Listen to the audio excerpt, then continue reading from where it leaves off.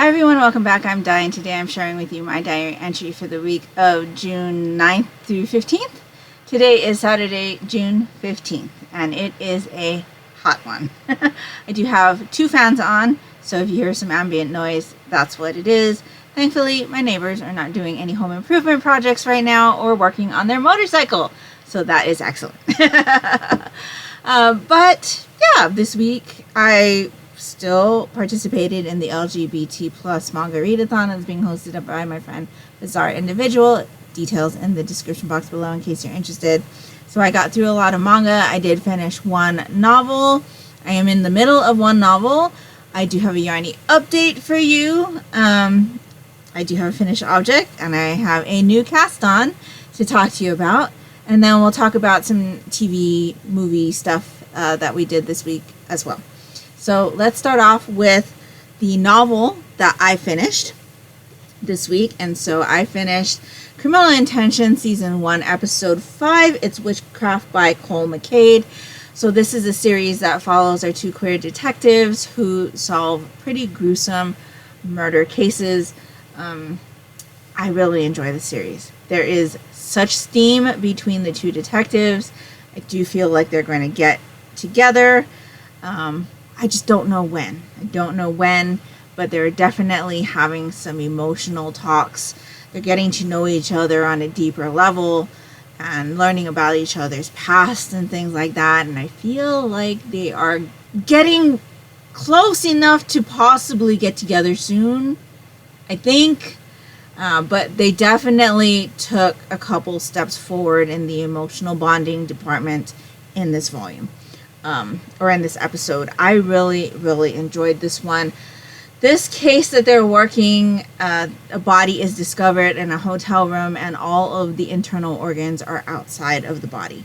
So the cases can get pretty gruesome in this series.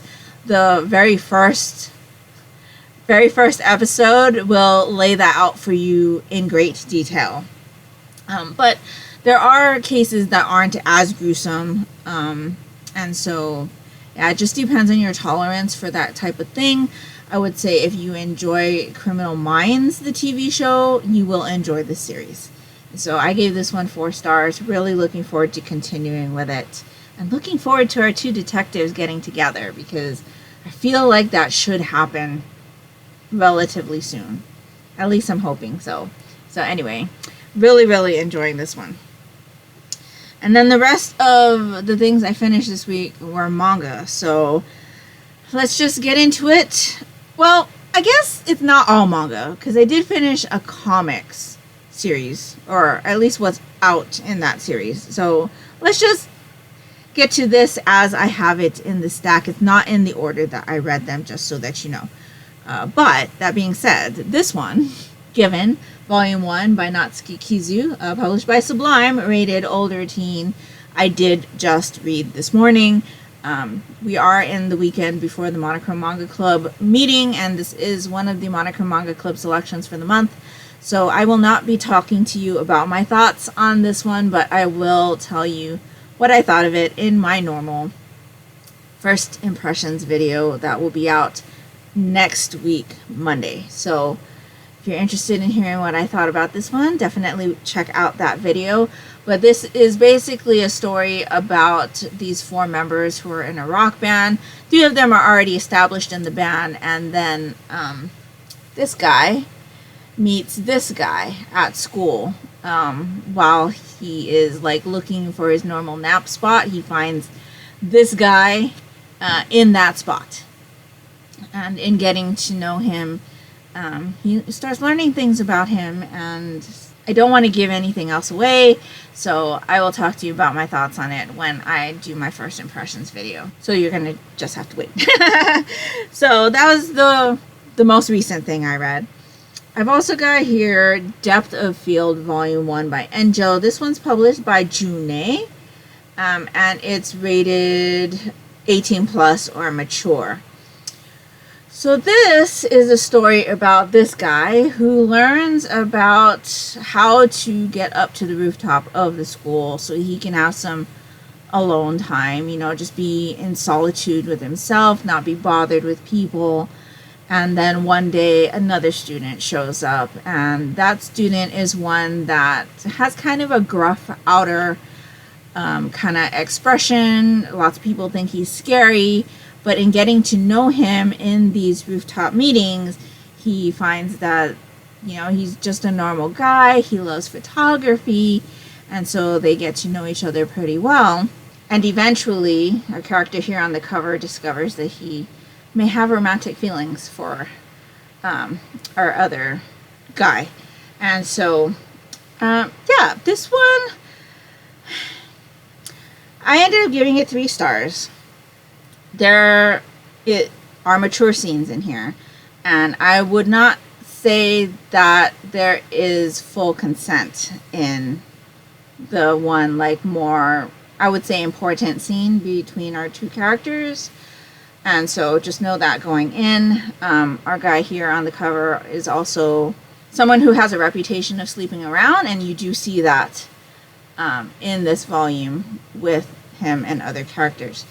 And so, yeah, this one, it does kind of go back and forth between the timeline, though, because you do meet him, you find out how he finds out about the secret spot, and then you see him getting to know Kono, I think the other character's name is, and it takes you up to a certain point, and then you go back in time and you learn more about him and some things that have happened to him as he was growing up.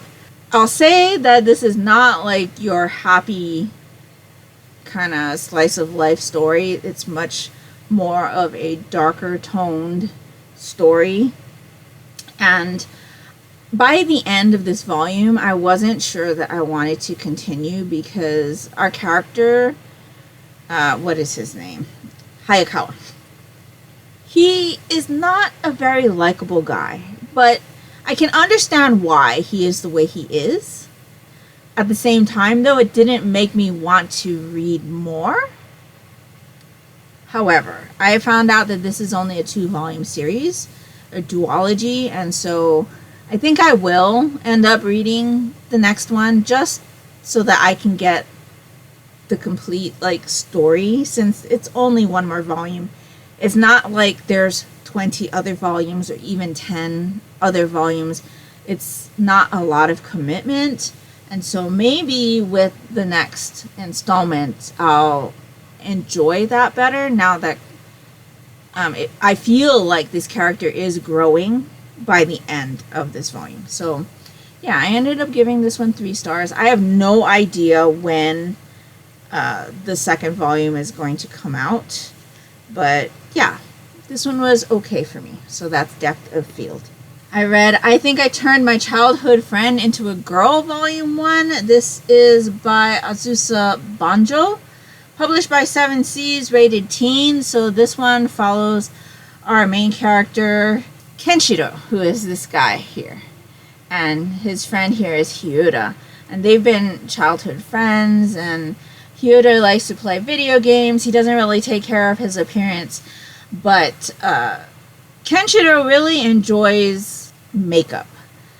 Like, as a hobby, he enjoys researching makeup. He enjoys collecting makeup. He enjoys putting makeup on other people. And he has 3 older sisters, so there's plenty of people for him to practice on, or, you know, work on or whatever, but he's kind of tired of doing that, and so he asks his friend if he can use him as a practice model.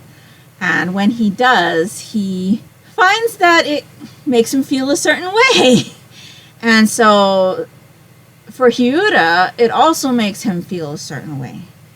And it kind of, from Kenshiro's perspective, kind of makes his feelings waver a little bit, because now he doesn't know, like, how he feels towards his childhood friend. But his childhood friend, on the other hand, likes the attention that he gets from Kenshiro when he's made up. And so it kind of follows them, having Kenshiro help Hyuta, like, put a face of makeup on and teaching him techniques, and then Hyuta also learning how to dress and appear more feminine and deciding to present in a feminine way.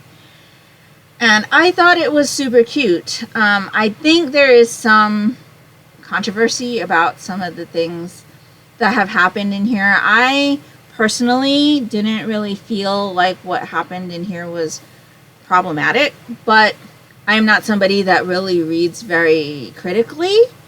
And so from an enjoyment standpoint, I thought that the interactions between these two characters was very cute and sweet.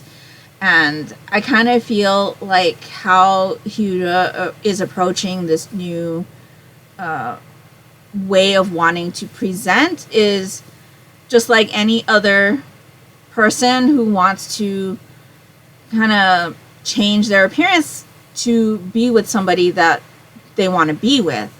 I took it that way, but I know there are other people out there who may view it a different way.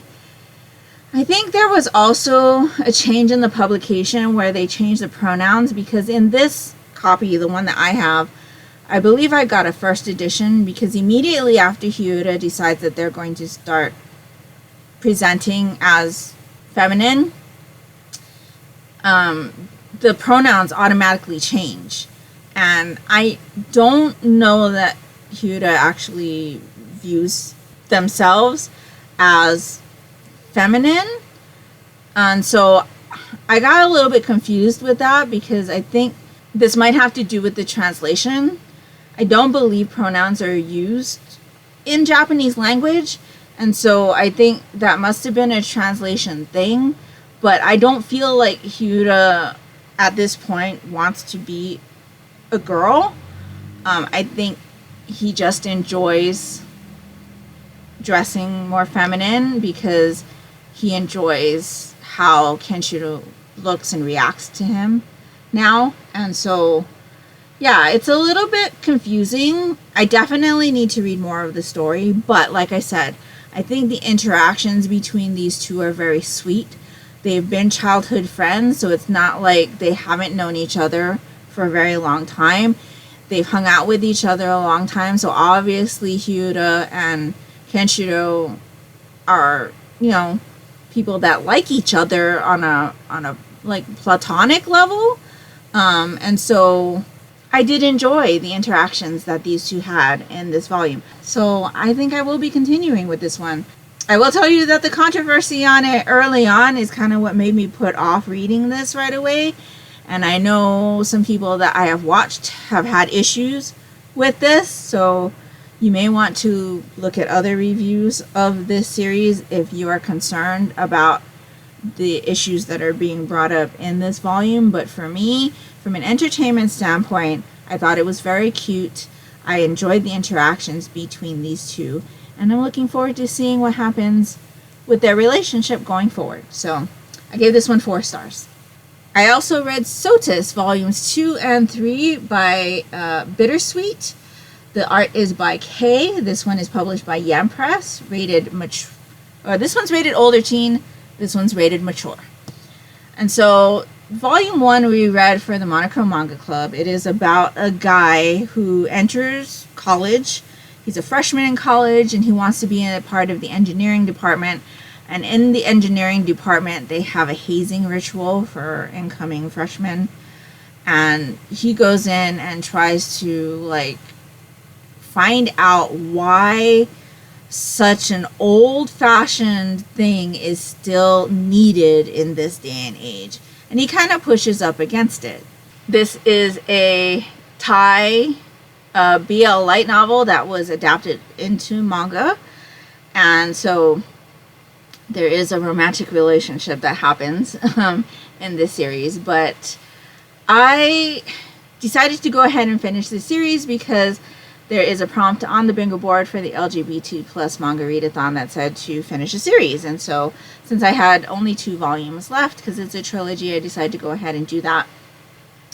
I will say that I was a little underwhelmed by the conclusion of the question that's brought up in the first volume. I feel like that doesn't become the focus anymore after, like, the first volume. And the answer that we're given to that, or the conclusion of what our character decides or settles on, was kind of unsatisfactory to me. I didn't really enjoy the outcome of that. And I think in regards to the hazing, there are much better ways of doing things to get class unity and trust and all of that. And so that part of the story I really didn't enjoy. The whole build up of the relationship was okay for me too. I don't know, I was just a little bit underwhelmed with the story. I can't even tell you now like what I gave the volumes. I think I gave them 4 stars, but they may be 3.5. I can't quite remember.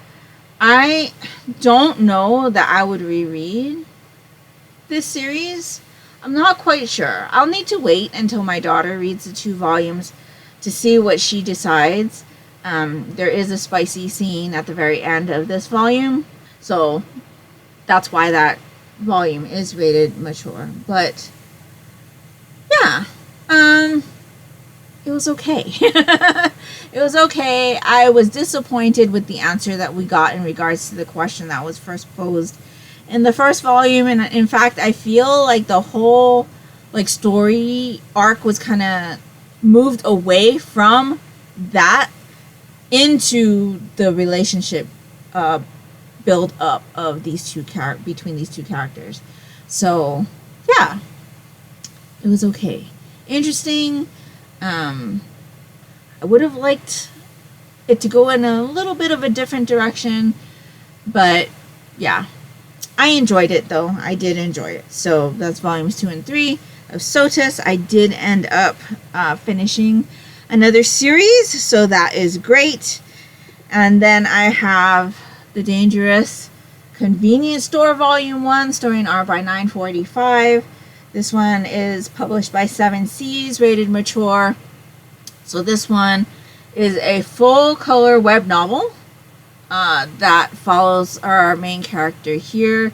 He's working at the Dangerous Convenience Store, and it's called the Dangerous Convenience Store because it is frequented by a lot of gangsters, and so the gangsters, you know, don't treat the employees there well, and so the convenience store has a very high turnover of employees because they can't retain employees. But this guy, he's kind of in a desperate situation. He has a brother who's in the hospital and the medical bills are piling up, and because he works overnight, he gets a little bit more money because overnight is when all the gangsters really like come in full force, and so he gets paid a little bit more to deal with that.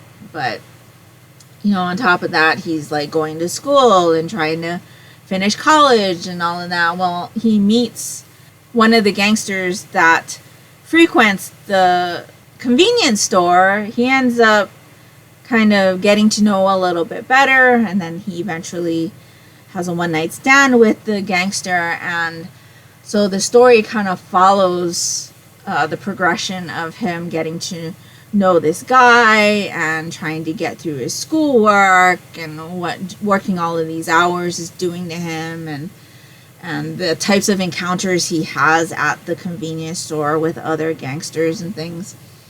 And so yeah, I ended up giving this one 3 stars. It's very spicy. I don't quite care for our main character because he has over the top reactions all the time. It's like that cat from Ex Yakuza Stray Kitten that we had read volume 1 for in the Monochrome Manga Club last month. Like every time a gangster kind of scares him a little bit, he like really freaks out like that cat in Ex Yakuza and Stray Kitten. And you would think that after a while he'd get used to it because the patrons of the convenience store, they seem to be like regular patrons. There are not a lot of new faces that at least we're shown during the volume. And so I would think you would know, like, you know, when they came into the store, how they'd act. But I think part of what this series is about is the character growth of this character and how, you know, he's, I guess, supposed to get stronger and start to try to figure things out for himself and you know, things like that. It's like a character growth arc, but he gets aided by this other gangster that he strikes up this kind of relationship with, and I think the gangster ultimately really helps him out throughout this volume. And so yeah, I don't know, it was okay. 3 stars. I don't think that I'm going to be reading anymore from this series. I really don't. I may look to see if any of the other people that I watch have read this and what they think about it. But for me, this was just an okay story. There isn't like a lot to it. There's nothing I'm really interested in finding out. I mean, I feel like our 2 characters, the gangster and our convenience store worker, are going to have a relationship, like a solid one. But I don't know that I'm interested in following that story, to be honest. So yeah, 3 stars. I don't think that I'm going to be continuing with that one. So that brings me to the comics that I read. So I read volumes 1, 2, 3, 4, and 5 of Heartstopper by Alice Oseman. So my daughter had actually borrowed volumes 1 through 4 when we had gone to our library, and so we had physical copies. But they had to go back to the library, and so I borrowed digital copies from Cloud Library, which is another ebook service that the other library that I have a membership to offers. So I have 2 library memberships. I have one for the library system that's closer to where I live, and there I have another one for a library system that was closer to where my old office used to be.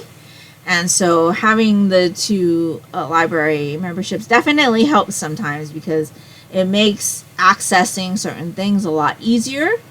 But I had borrowed all 5 copies of Heartstopper from the Cloud Library system and read them digitally,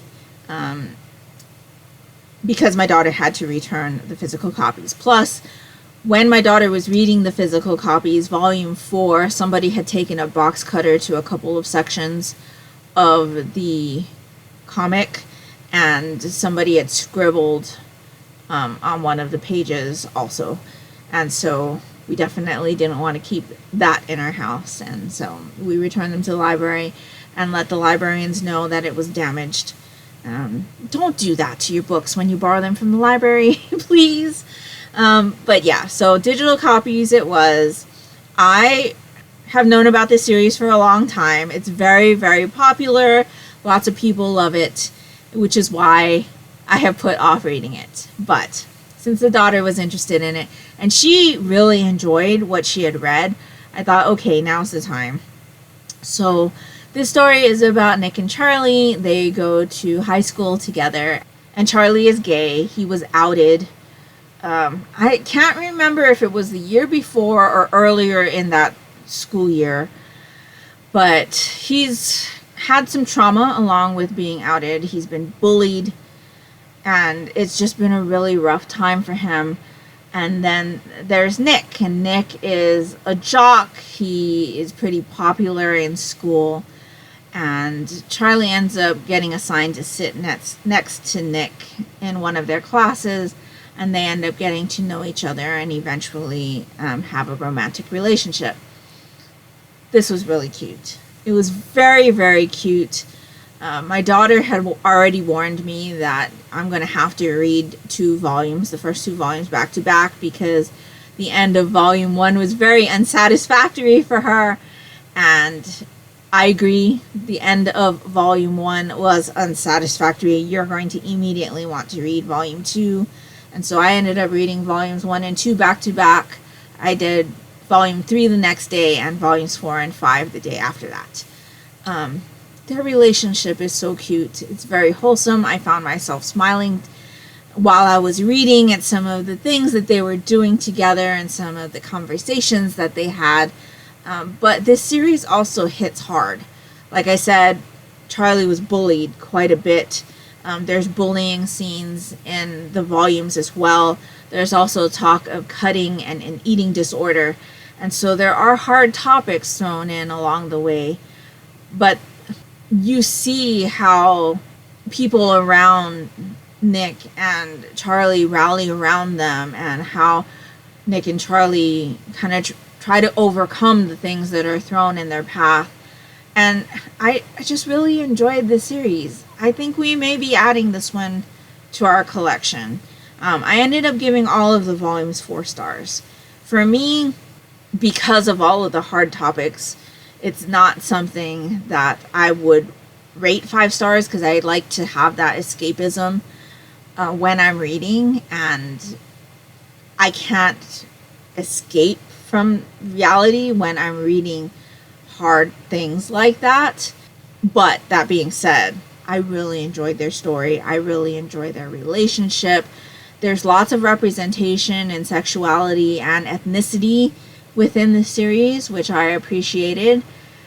And I'm looking forward to seeing how the series wraps up, because I believe volume 6 is going to be the last one. I have no idea when it's going to be out, but we were kind of looking at the Heartstopper adaptation that's on Netflix last night. We decided to hold off because I think season 3 comes out in October, and so we'll just marathon watch everything once that new season comes out. But based on the trailers I've seen, it's very close to what is in the comic, which is great. So we were like going through the trailers and we're like, oh, that's volume 2, or that's volume 3, that's volume 4. Really, really enjoyed it. I think I also will pick up the novel that's in what's called the Oseman verse, and I think it's called Solitaire, and I think that one's about Charlie's sister, who is trying to figure out her sexuality as well. And so really enjoyed the series. We'll probably be adding it to our collection. Super cute romance, but hard-hitting topics thrown in there as well. And I highly enjoyed my time reading that one. And so that is everything that I read. So I should be able to check off a lot of things from my bingo board for the LGBT plus manga readathon.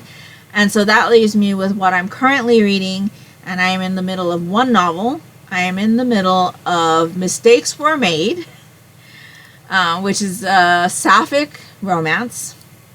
This one is by Meryl Wilsner.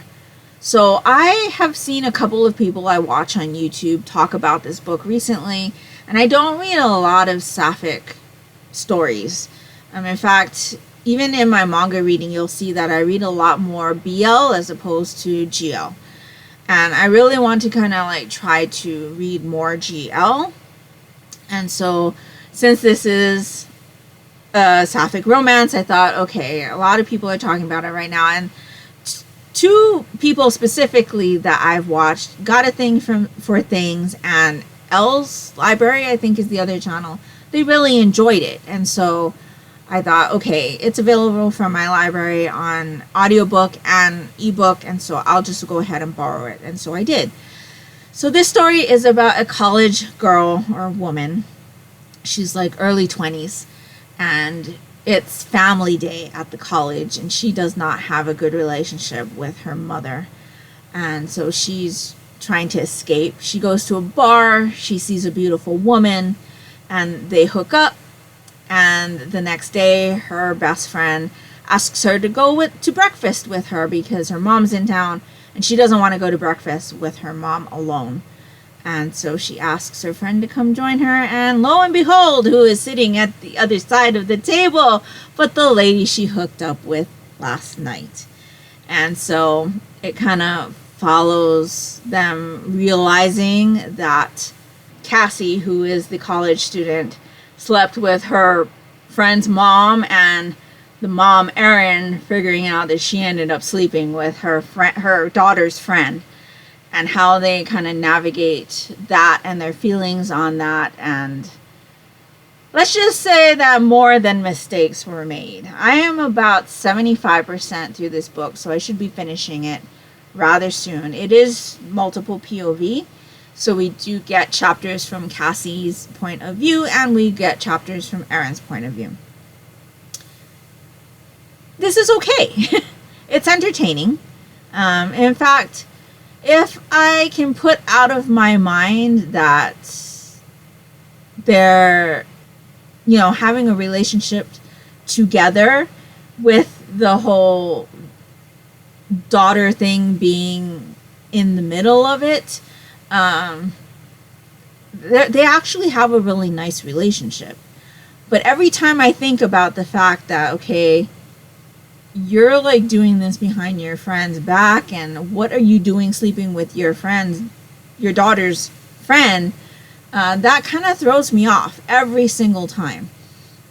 And then when I think about that, I get kind of that kind of feeling, because I personally wouldn't be able to even remotely think about continuing a relationship with one of my daughter's friends. I mean, even though they're both adults, just knowing that they're a friend of my daughter's, that's like a no. That is a no for me. And I think the age difference between Erin and her daughter is roughly the same amount of age difference as there is between me and my daughter right now. And yeah, that makes it uncomfortable. But if I can just listen as like two consenting adults having a relationship, that's different. Their relationship is what a relationship should be. They talk to each other. They do the things couples do. But there's always that lingering, you're doing this behind your friend's back. You're doing this behind your daughter's back. And I feel like at the point of where I am in this book, things are like ready to blow up. Like, I do feel like the daughter already knows about what's going on. And so I'm just waiting for that bomb to explode. Because, obviously it will. And like I said, more than mistakes were made. I feel like the very first time it happened, and then they found out about the relationship of each other to the daughter or the friend, that was a mistake. But then to continuously get together, that's no longer a mistake. That's intentional. And so, yeah, it is entertaining. It is entertaining. I'd like to see what happens once everything comes out into the open. But for right now, I am still enjoying what I'm listening to, and I'm looking forward to completing this one this week. So, yeah, I don't have much more with that one. I'm going to focus on reading the Monochrome Manga Club selections also, because like I said, our meeting is on Thursday. And so, yeah, that's kind of going to be my focus for the week. I'm also going to try to sprinkle in a little bit more manga titles that I have on my shelves for the LGBT plus manga readathon. And so that is everything that I have read up until this point. And so I think it's time now for another Yarnie update. And so, let me tell you what I have finished. So this bag, my Small World bag, houses my niece's mini Last Unicorn sweater.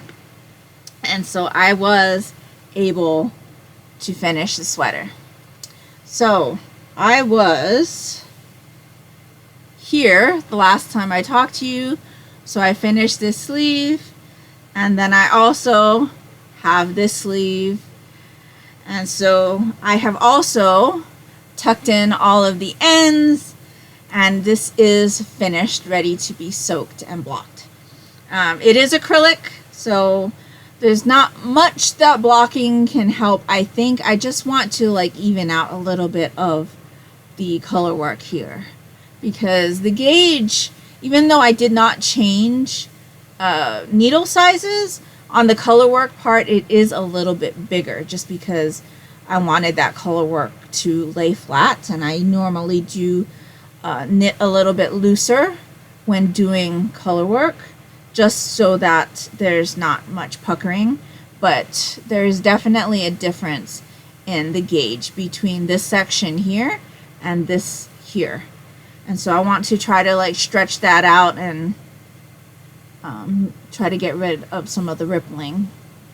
But other than that, very happy with this. I think it looks great. I think the length is good. I did 15 inches for the body and the arm, as gotten from the flax sweater pattern from Tin Can Knits. So the Mini Last Unicorn pattern by Megan Regan of Bad Wolf Girl Studios actually tells you to do the length and arms of the sweater for the 8 to 10 year size, which is what this is, to 13 inches. And I thought that might be a little bit too short. And so I went to check the flax measurements for the same kind of size, and it said 15 inches. And that to me sounded a little bit more like what I would need for my niece. And so, yeah, you can also see that there is a severe decrease in the arm section.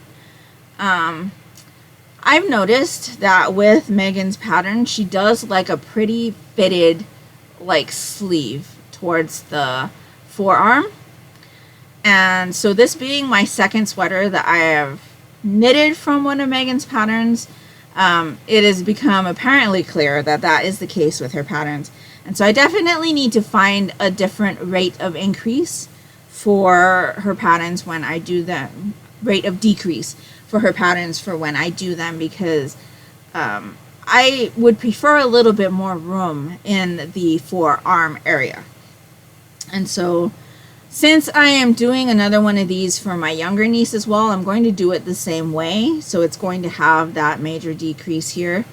But I am doing the 6 to 8 year old size for the younger niece. And so the size will be slightly smaller. But it will look similar, just in a different color.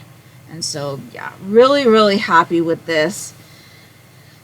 I, again, did this in Vanish Choice from Lion Brand in the pink poodle colorway. I used 3 and I would say 1/4 skeins of this. And I had 5 skeins total. So I've got 1 and 3/4, I would say, skeins.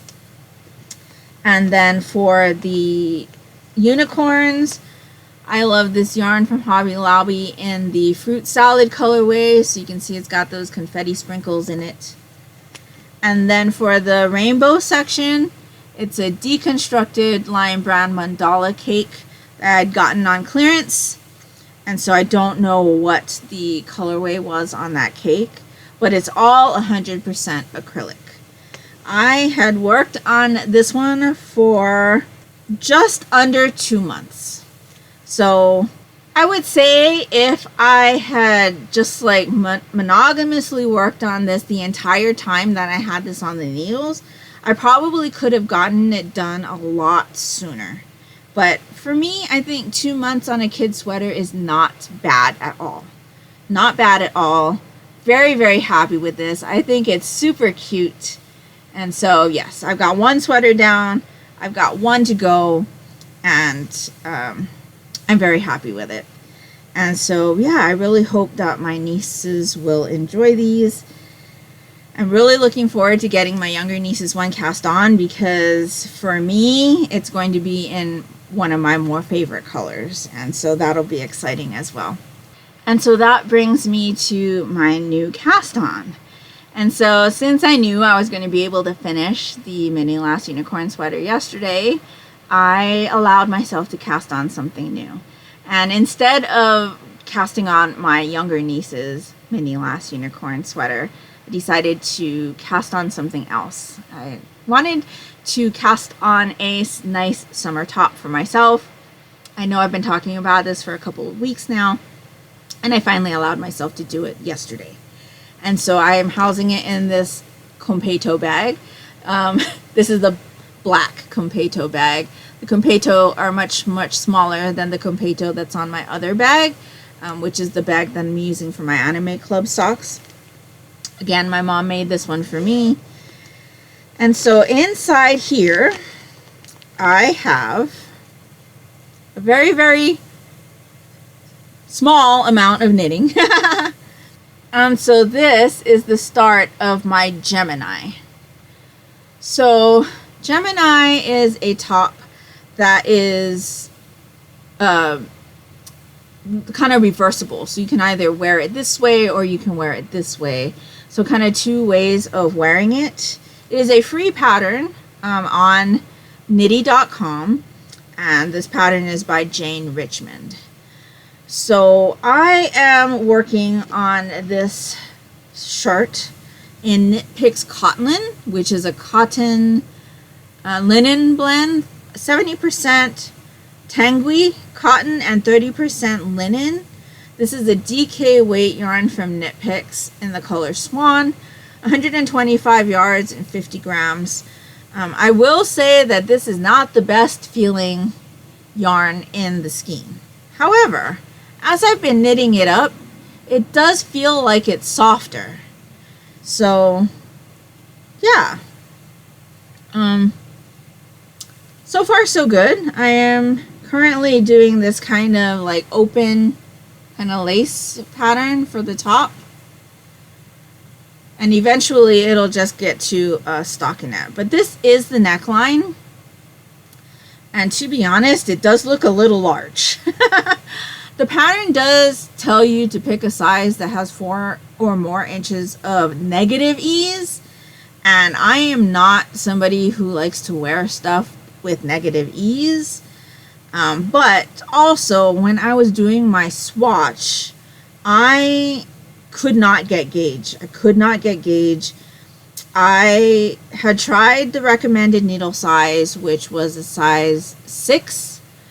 And my gauge was off severely with this yarn. And so I went down to a size 4, and I'm still off a gauge, but I'm not as severely off. So I didn't want to do a shirt or anything other than socks in sock size needles. And so 4 is really the smallest that I will go down for a garment.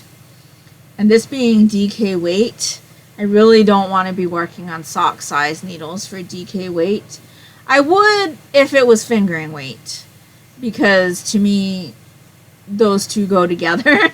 But I didn't want to be working on sock size needles for this. So what I did was I did math, which is not my most favorite thing to do.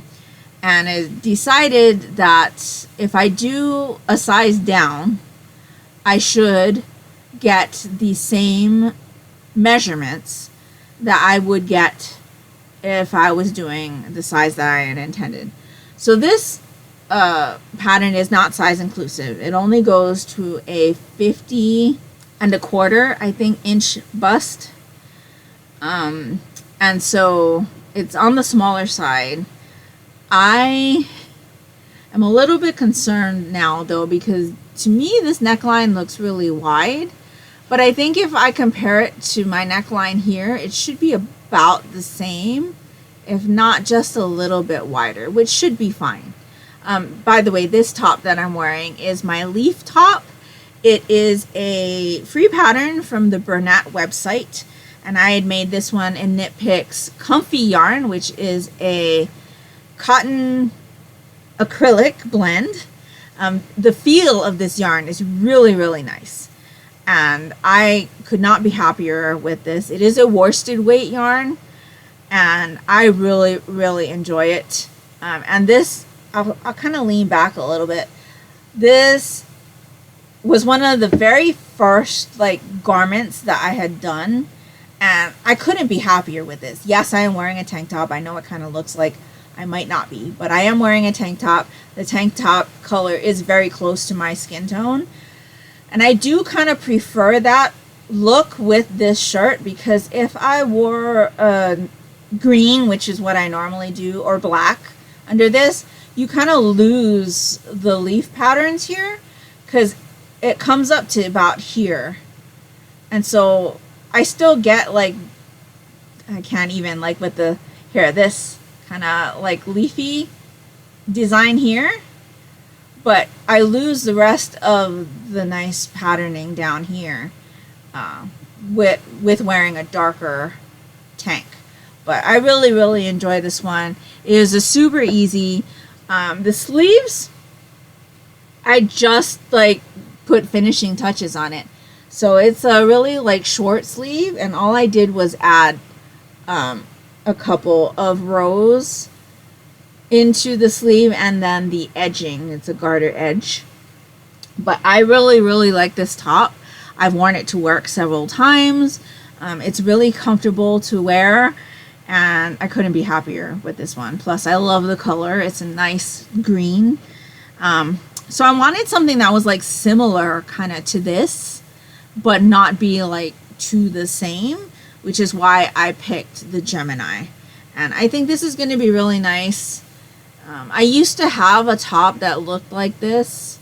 Well, not like this, but it had like a lace panel up here, and it was just like plain for the rest.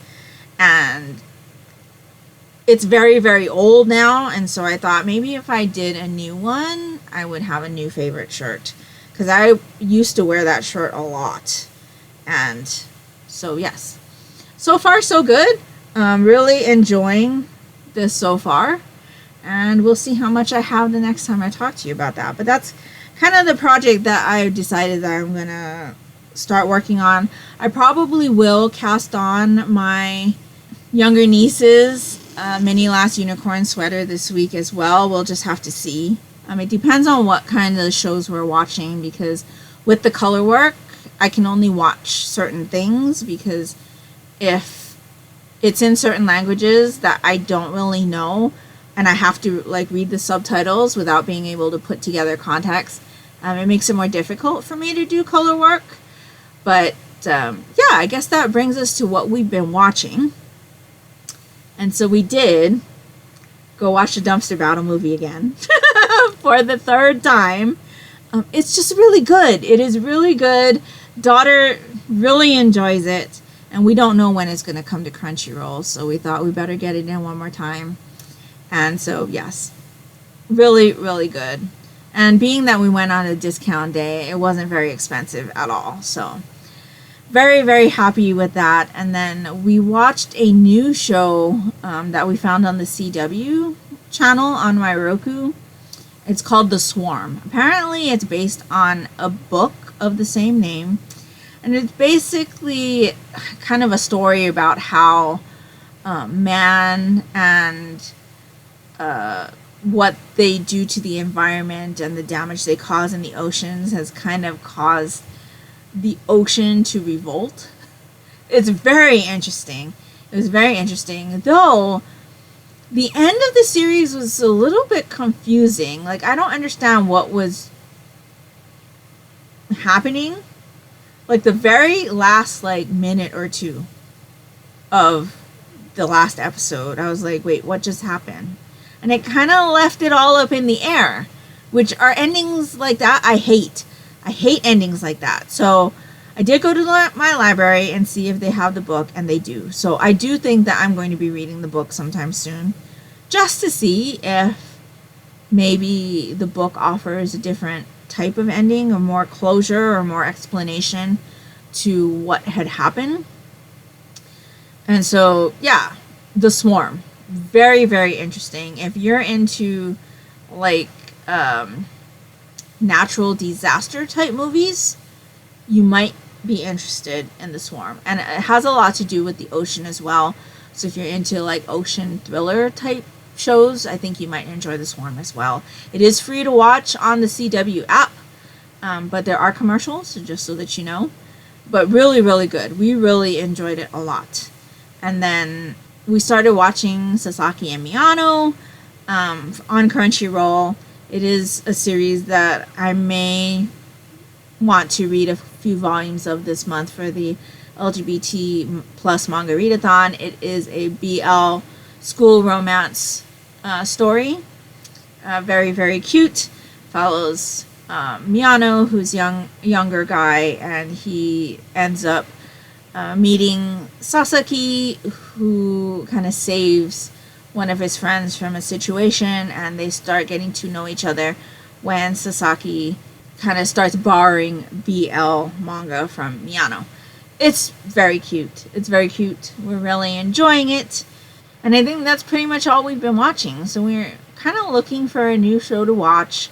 This kind of middle of the year where the shows are on hiatus right now is kind of a strange time for us because we like never know what we want to watch. It's always that, okay, what are we going to watch next kind of thing. And it's okay when, you know, we find a show that we really enjoy that we can like sink our teeth into, but once we finish it, then it's like, okay, what are we going to watch now? And so now that's kind of what's happening. What are we going to watch now? So I don't know what we're going to be watching next, but yeah, I'm really enjoying my projects. I've enjoyed the shows we've watched recently. Most of what I've read has been enjoyable. And so, yeah, this month so far, I would say has been a really, really good reading month. I've read a lot of manga. I do need to pick up on the novels, though. So I will be picking up another one once I finish Mistakes Remain. And yeah, we'll just see how it goes. Like I said, I'm going to be focusing on the Monochrome Manga Club selections. We'll have our meeting. I'll get to do some manga shopping this coming week, so that'll be fun. And so, yeah, in any case, let me know down in the comments below what you've been up to, what you've been reading, if you're participating in the LGBT plus manga readathon, how you're doing on your bingo board, or if you're not using the bingo board, what you've been reading. Have you found some really interesting titles, series that you've been really enjoying? Have you finished any series? And if nothing else, and you'd just like to let me know that you were here, if you could leave me any kind of sea creature emoji down in the comments below, that would be greatly appreciated and would really help me out, and that will do it for me today. So I hope you're all doing great. I hope you're all safe and healthy, and until next time, take care and smile always. Bye.